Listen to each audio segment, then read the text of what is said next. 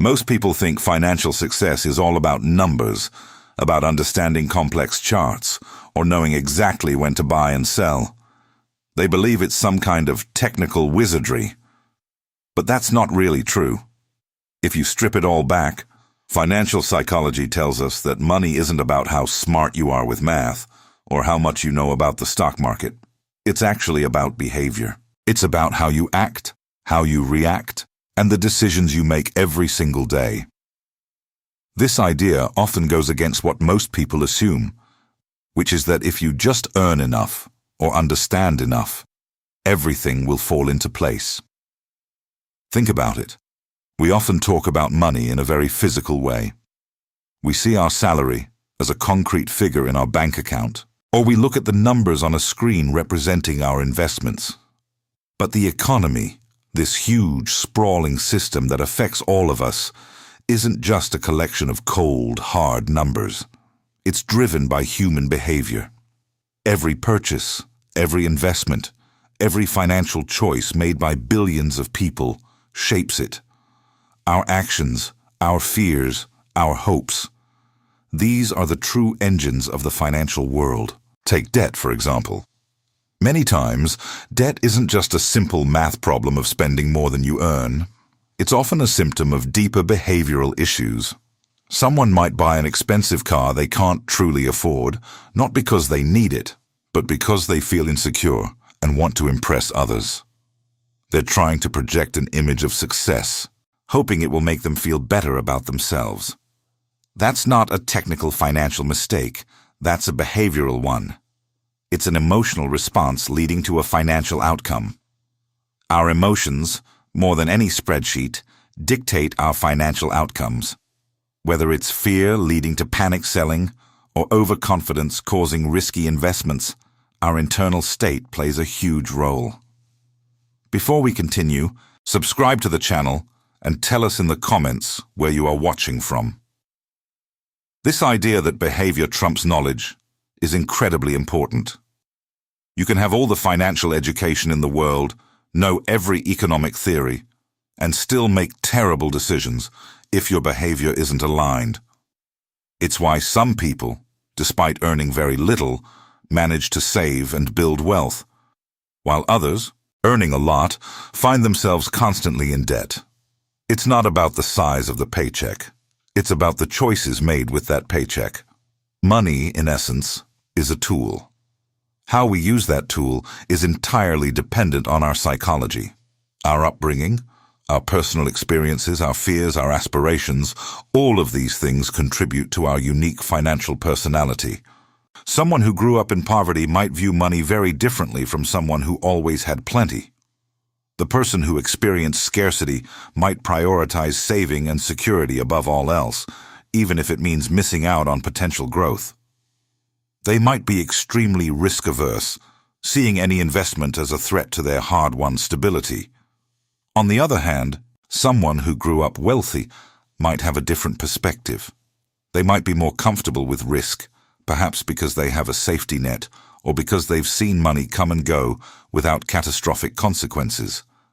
They might be more inclined to invest aggressively, knowing that even if they lose some, they'll likely recover. These contrasting views aren't about financial literacy. They're about how unique life experiences shape our relationship with money and, consequently, our financial behavior. This personal history dictates what we consider safe or risky, enough or not enough, and ultimately how we navigate the complex world of finance. It's a powerful, often subconscious force shaping our economic destiny. This personal history dictates what we consider safe or risky, enough or not enough, and ultimately how we navigate the complex world of finance. It's a powerful, often subconscious force shaping our economic destiny. Individual perspectives on money are always shaped by unique life experiences. This means that two people can look at the exact same financial situation and come to completely different conclusions based on their past. Imagine someone, for instance, who grew up seeing their parents struggle constantly, barely making ends meet, always worried about the next bill. This person is likely to develop a deep-seated need for financial security. They might view saving as the ultimate goal, and any form of investment that carries even a small amount of risk as terrifying. For them, the priority isn't about growing wealth quickly. It's about making sure they never have to experience that kind of struggle again. They'll likely choose stable, low-return options, even if it means slower growth, because the peace of mind that comes with security is more valuable to them than potential high returns. Now consider someone else, perhaps a rich heir. This person might have grown up with abundant resources, never having to worry about money. Their experience of money is completely different. They might see it as something that flows freely, something that can be used for opportunities, or even something that can be lost and regained without major personal impact. This individual might be far more comfortable with risk, seeing it as a necessary part of growth or innovation. They might be more willing to invest in new, unproven ventures or take bigger gambles because their personal history has taught them that there's always a safety net. The consequences of a bad investment might feel less severe to them, simply because their baseline of wealth is so much higher. These contrasting views on risk and reward are not about intelligence or financial knowledge. They are deeply rooted in personal narratives. The person who grew up in financial hardship often seeks a kind of ultimate safety, prioritizing the avoidance of loss over the pursuit of significant gains. They might shy away from the stock market entirely, because the idea of their money fluctuating or potentially decreasing feels too much like the instability they once knew. They might keep large sums in savings accounts, even if inflation erodes its value, because the tangible presence of those funds offers a psychological comfort that outweighs the mathematical reality of lost purchasing power. This behavior, while understandable, can sometimes hold people back from achieving greater financial freedom.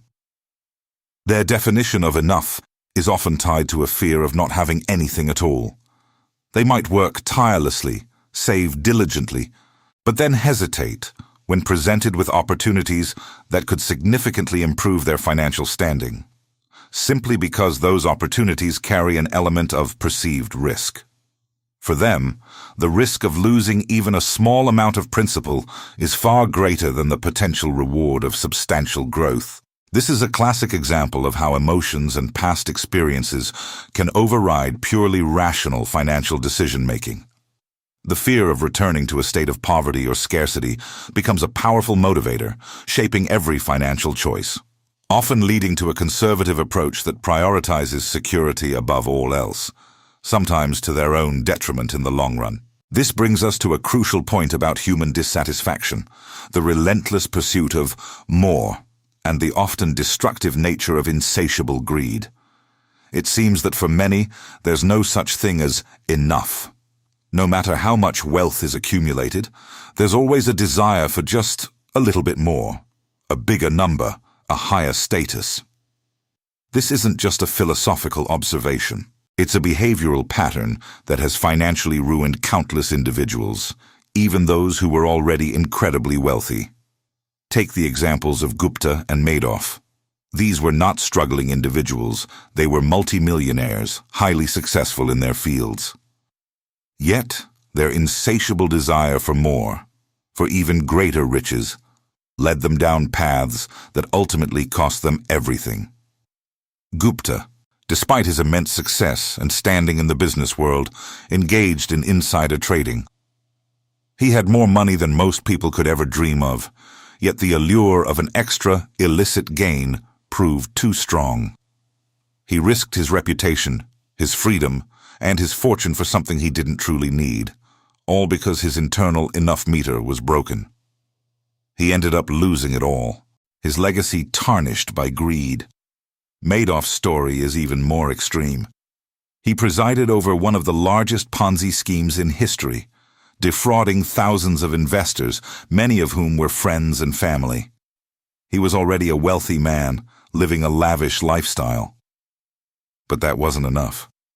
The thrill of the deception, the power over others' money, or simply the desire for an ever-growing pile of cash pushed him to commit crimes that ultimately landed him in prison for life. These cases highlight a profound behavioral flaw: the inability to recognize when one has reached a point of financial security and contentment. While these are extreme, illegal cases, similar behaviors, driven by the same underlying greed, manifest in less dramatic but equally financially damaging ways for everyday people. Consider the phenomenon of lottery addiction. Here, individuals, sometimes those with very limited resources, risk concrete, tangible investments, money that could be used for necessities, savings, or even low-risk, long-term investments, on a minuscule chance of a massive, life-changing windfall. They are, in essence, trading a small, certain amount for an incredibly small probability of an enormous, uncertain amount. It's a gamble driven by the hope of sudden, immense wealth, rather than the steady accumulation of assets. The odds of winning a substantial lottery prize are astronomically low. You are far more likely to be struck by lightning or attacked by a shark than to win the jackpot. Yet, millions of people continue to play, week after week, fueled by the fantasy of instant riches. This behavior is a non-illegal parallel to the greed seen in the Gupta and Madoff cases. It's the same psychological mechanism at play, the belief that more is always better, and that a shortcut to immense wealth is preferable to the patient, disciplined path of traditional investing. People risk their hard-earned money, money that could otherwise contribute to their financial stability, for a dream that almost never materializes. This constant craving for more keeps people from ever feeling truly secure or wealthy, no matter how much they earn. It's a treadmill where the finish line keeps moving further away. They might have a steady job, a decent income, and even some savings, but the allure of that huge, unlikely payout from a lottery ticket or the quick, high-risk investment often overrides rational judgment. They are, in essence, trading a high probability of modest, consistent financial growth for an incredibly low probability of sudden, massive wealth. This is a clear example of emotions overriding logic in financial decision-making, where the hope of an unlikely windfalls eclipses the much higher odds of losing their investment compared to the steady, albeit slower, returns from more traditional and reliable investment strategies. The desire for a quick, massive gain often blinds people to the fundamental principles of wealth building. This constant craving for more keeps people from ever feeling truly secure or wealthy, no matter how much they earn. It's a treadmill where the finish line keeps moving further away. They might have a steady job, a decent income, and even some savings, but the allure of that huge, unlikely payout from a lottery ticket or the quick, high-risk investment often overrides rational judgment. They are, in essence, trading a high probability of modest, consistent financial growth for an incredibly low probability of sudden, massive wealth. This is a clear example of emotions overriding logic in financial decision-making, where the hope of an unlikely windfalls eclipses the much higher odds of losing their investment compared to the steady, albeit slower, returns from more traditional and reliable investment strategies. The desire for a quick, massive gain often blinds people to the fundamental principles of wealth building. The real challenge, then, lies in managing this continuous desire for more, in avoiding the trap of constantly readjusting our aspirations upwards without ever finding contentment. It's incredibly difficult for most people to simply stop wanting more, especially when it comes to money. Think about it. When you get a pay raise, what's the first thing many people do? They adjust their spending to match the new income. A bigger apartment, a fancier car, more expensive vacations. The cycle of spending all income, regardless of its amount, and then desiring even more, repeats itself endlessly. This isn't just about high earners. It applies across all income levels. Someone earning a modest salary might spend every penny and wish for a higher salary, while someone making millions can fall into the exact same pattern, always feeling that their current wealth isn't quite enough. The problem isn't the amount of money, but the behavior and the mindset behind it. This incessant push for more is often fueled by social comparison. We look around, see what others have, and then we want it too, or we want something better. Our neighbor buys a new car, and suddenly our perfectly functional car feels inadequate. A friend posts pictures from an exotic vacation, and our own experiences seem less exciting. This constant comparison can be a powerful driver of dissatisfaction, pushing us into a never-ending race to acquire more possessions or experiences, all in an attempt to keep up or get ahead. It's a race that has no real finish line, only ever-shifting goalposts. This kind of thinking prevents true financial growth, because any increase in income or assets is immediately absorbed by an increase in expenses or a renewed desire for something else. True financial growth, therefore, isn't just about earning more or investing wisely. It's also about finding a balance, about understanding when enough truly is enough. It's about avoiding that insatiable desire that drives people like Gupta and Madoff to ruin, or that pushes everyday individuals to gamble their savings on long-shot lottery tickets. Without this understanding, even significant wealth can feel fleeting and insufficient. The constant pursuit of more can lead to stress, anxiety, and a perpetual state of discontent, undermining the very purpose of financial security, which is to provide peace of mind and freedom. The key is to detach our sense of worth and happiness from the endless accumulation of material things or an ever-growing bank balance. It's about recognizing that financial success is not a static destination, but an ongoing process of managing resources, making informed decisions, and crucially, managing our own behavior and desires.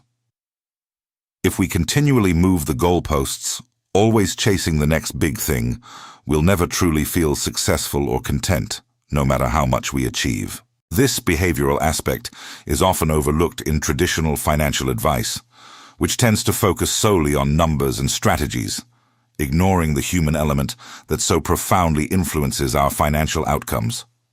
The internal battle against insatiable greed is perhaps the most significant financial struggle many individuals face, far more challenging than understanding market trends or investment vehicles. It dictates whether we can truly build and maintain wealth, or if we will forever be caught in a cycle of wanting and acquiring, never quite reaching a state of financial satisfaction. This makes the concept of enough a critical component of financial psychology. This understanding becomes even more vital when we consider how true wealth is actually accumulated. It's rarely through high-risk, quick-return ventures that promise instant riches, like lotteries or speculative investments that sound too good to be true.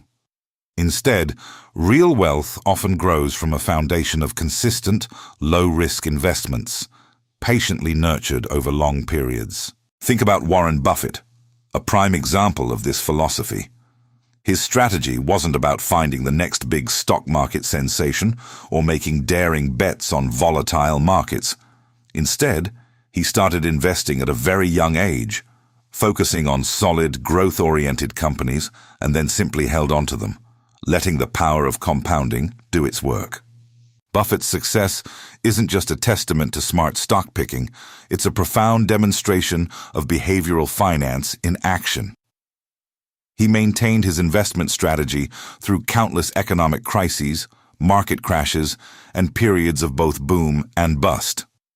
While others panicked and sold or chased fleeting trends, Buffett remained steadfast.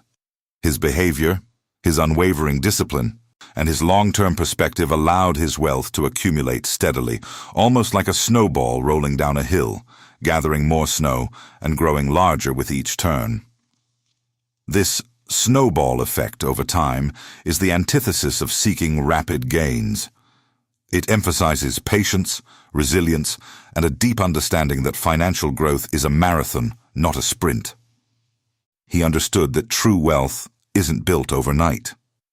It's the result of decades of consistent, informed decision-making and an almost stoic resistance to emotional impulses that drive many other investors to make poor choices.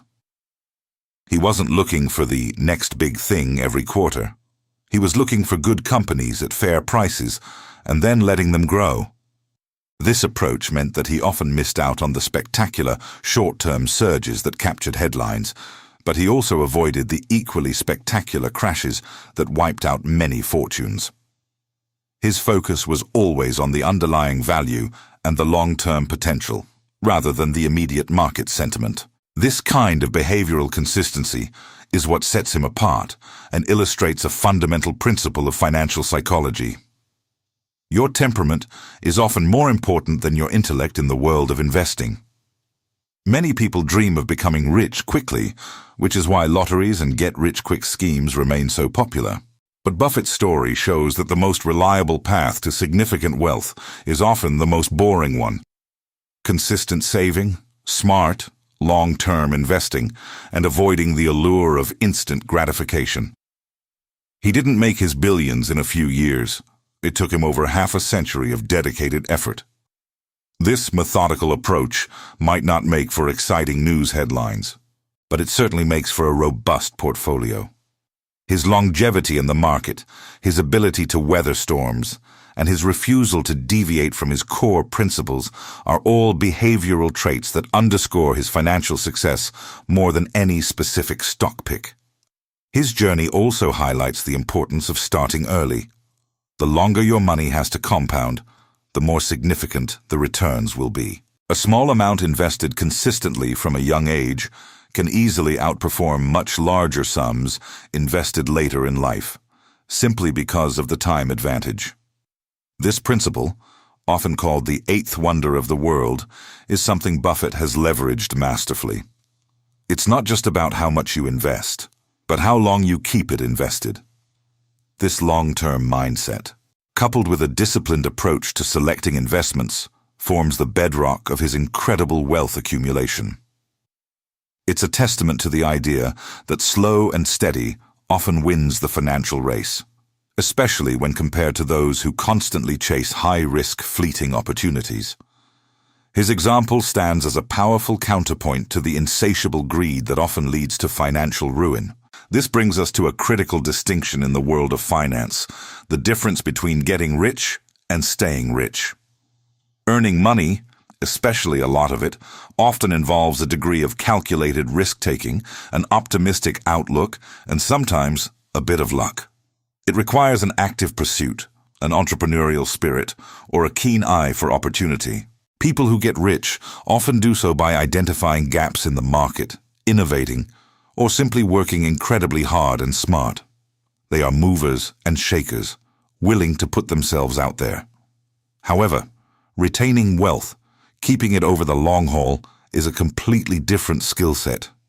It demands a humbling acknowledgement that past successes are not a guarantee of future returns. The strategies that helped you accumulate wealth might not be the same ones that will help you preserve it. Staying rich requires a different kind of mindset, one focused on prudence, patience, and most importantly, survival.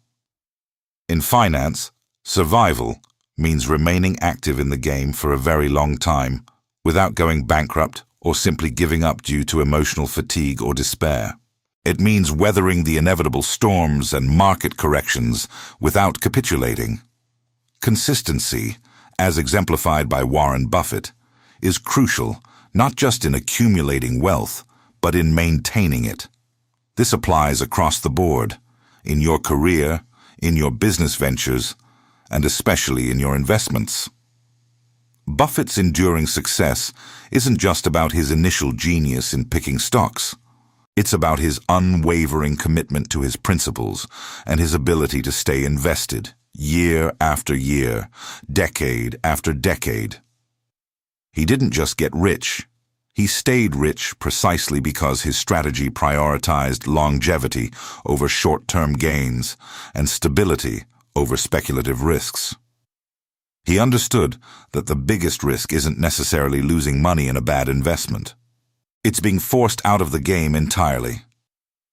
This leads to a fundamental principle. When building and preserving wealth, it's far more effective to prioritize bankruptcy-proof strategies over those simply designed to maximize returns. Many investors chase the highest possible returns, often taking on excessive risk in the process. They might hit it big once or twice, but eventually, a downturn or an unforeseen event can wipe them out completely. A bankruptcy-proof strategy, on the other hand, focuses on protecting your downside, ensuring that even if things go wrong, you have enough cushion to survive and continue playing. It means diversifying intelligently, maintaining a healthy cash reserve, and avoiding excessive leverage or highly speculative bets that could lead to financial ruin. Think of it this way. If you're trying to win a race, you don't just focus on being the fastest. You also focus on not tripping and falling, or running out of breath halfway through.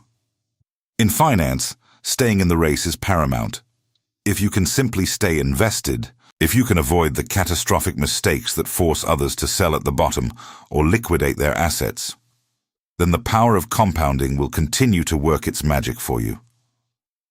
Your money will grow slowly but surely, even through periods of stagnation or decline, simply because you haven't been forced to withdraw it. This long-term survival strategy is often overlooked because it's not as exciting as chasing the next big stock or the latest investment fad. It requires discipline, humility, and a deep understanding of human psychology, particularly your own. It means resisting the urge to follow the herd when markets are euphoric, and equally, resisting the urge to panic and sell when markets are in turmoil. It's about building a financial fortress that can withstand various economic shocks, rather than a fragile tower that might collapse with the first strong wind. The focus shifts from merely accumulating assets to ensuring those assets are resilient and sustainable. It's about recognizing that the biggest threat to your wealth isn't usually a bad investment, but rather a behavioral mistake that takes you out of the game entirely, preventing you from benefiting from the long-term upward trend of markets. This resilience, this ability to stay solvent and active, is what truly separates those who get rich from those who stay rich and eventually become truly wealthy. This focus on being bankruptcy-proof becomes an even more critical advantage during times of economic crisis. It is a luxury that allows you to navigate the storm while others are swept away. Imagine a scenario where inflation is soaring, stock markets are plummeting, and the dollar is strengthening against other currencies, creating widespread panic. In such moments, many short-term investors, those who prioritize quick returns over stability, will instinctively sell off their holdings, often at a significant loss, driven by fear and the immediate need to cut their losses. Their portfolios, built on shaky foundations, cannot withstand the pressure. However, a long-term investor, someone who has adopted a bankruptcy-proof strategy like Warren Buffett, behaves very differently.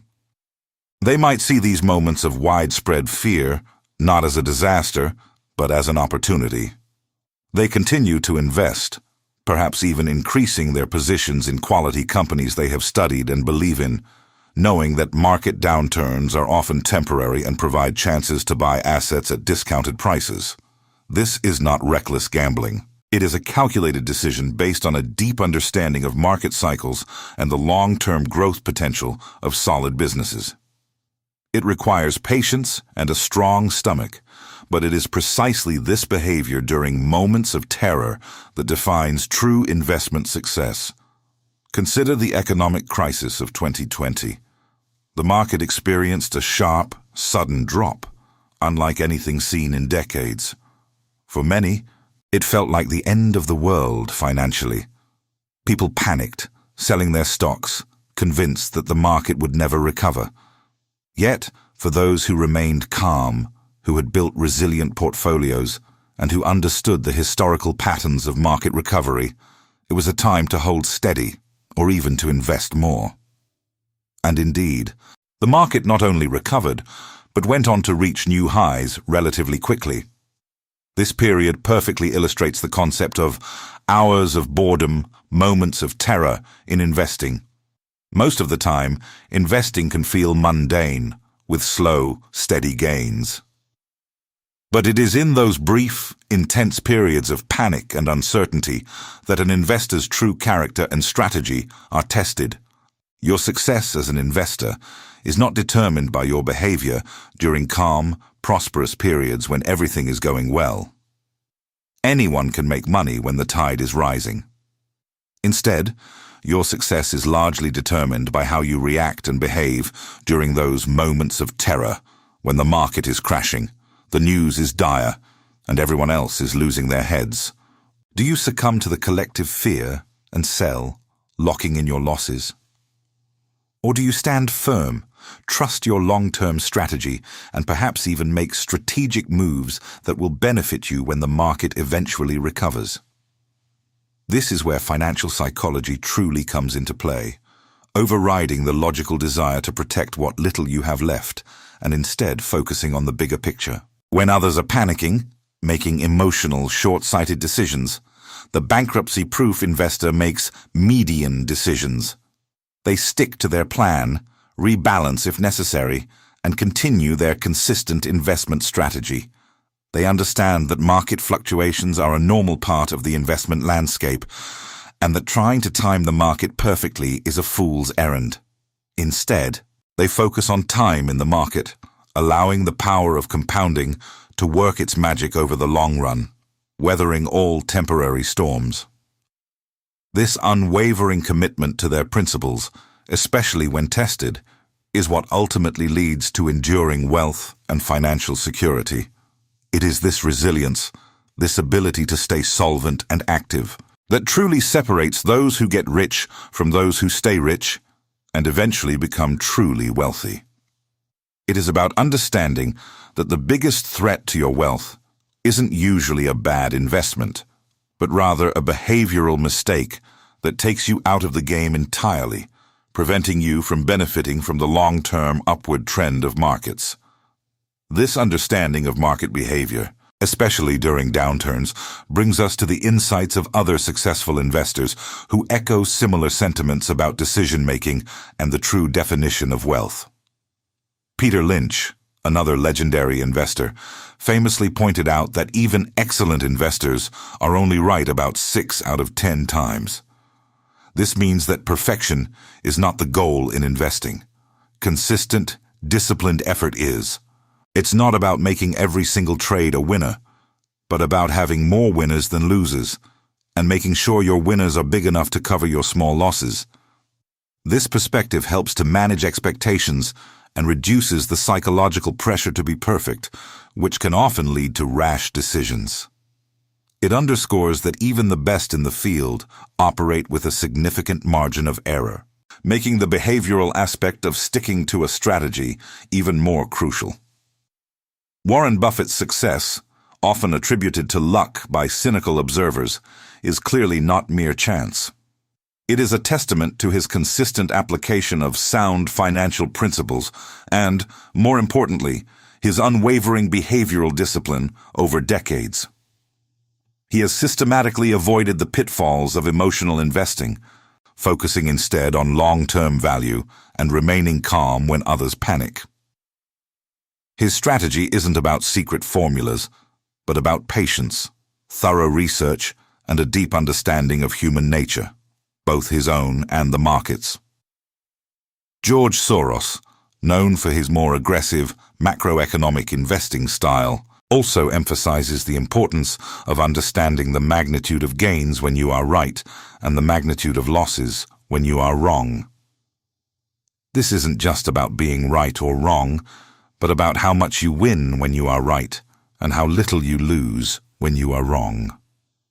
This asymmetric risk-reward thinking is another pillar of robust financial strategy, reinforcing the idea of protecting capital while maximizing upside potential.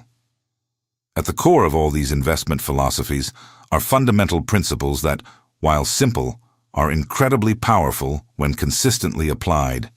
Earn more than you spend, invest the difference wisely, allow those investments to generate returns, and then reinvest those returns. This creates the snowball effect that Buffett often talks about, where your money starts working for you, and the growth accelerates exponentially over time. It's a process that demands patience and consistency, but its rewards are immense. Ultimately, the highest form of wealth is not about accumulating vast sums of money for its own sake, but about achieving financial freedom. This means having the ability to do what you truly want with your time, without the necessity of working for income. It's the freedom to pursue passions, spend time with loved ones, travel, learn, or simply rest, without the constant pressure of financial obligation. This freedom is the ultimate goal, and it begins with understanding and mastering your own financial psychology. Even if you are just starting, your current investment efforts, no matter how modest, are already granting you a degree of wealth. This isn't just about future potential. It's about the immediate security and peace of mind that comes from knowing you are building a buffer against life's uncertainties. The book outlines different levels of wealth, which help to frame this journey. Level 1 wealth, for example, is simply the ability to take sick days without any financial strain. It means you don't have to worry about losing pay or dipping into essential savings just because you need to recover from an illness. This seemingly small achievement is a significant step towards financial stability for many people, providing a basic layer of security that reduces stress and improves overall well-being. Level 2. Wealth takes this a step further. It is the ability to wait for a better job after a layoff, affording you the financial stability to not jump at the first offer that comes along. Instead, you can take your time, assess your options, and find a position that truly suits your skills, interests, and long-term career goals, rather than being forced into a less desirable role out of immediate necessity. This level of financial independence allows for strategic decision-making in your career, which can have profound positive impacts on your professional development and overall life satisfaction. These levels illustrate that wealth isn't a single monolithic concept,